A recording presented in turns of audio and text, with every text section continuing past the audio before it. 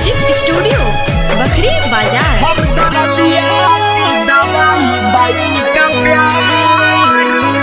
भैया माई के सनहिया केहू कैसे भुलाई, बाबू के उंगली धई के बचपन बिताई, बाबू के उंगली धई के बचपन बिताई। हो माई के सनहिया केहू कैसे भुलाई, बाबू के उंगली धके बचपन बिताई, बचपन बिताई।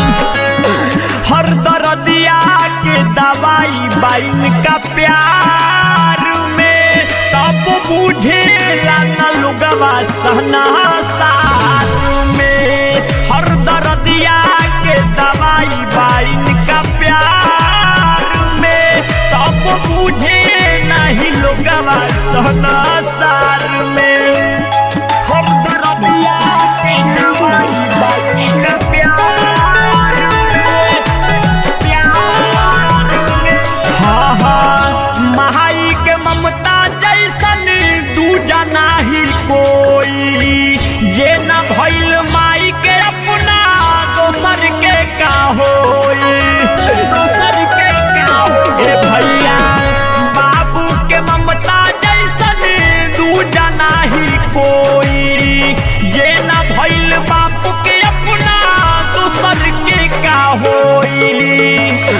मेहरिया से भूल जाला माई बापू के प्यार के, तब बुझेला न लोगवा सहना साल में। हर दर्दिया के दवाई बाइन का प्यार में, तब बुझे नहीं लोगवा सहना साल में।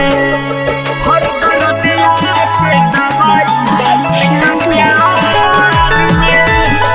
Recording by Kohinoor music studio Bakhri Bazar. एहो अनिल आनंद बुझा माई के दर्दिया, रुचि आनंद पीड़िता लिखले गीतिया।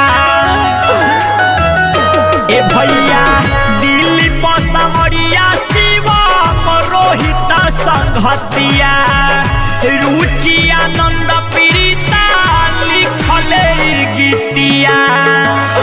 जन भूलई है अपना माई बापू के प्यार हो, ना तो नरकू में न जगह मिली तुहार हो। हर दर्दिया के दवाई बाइन का प्यार में, तब बुझे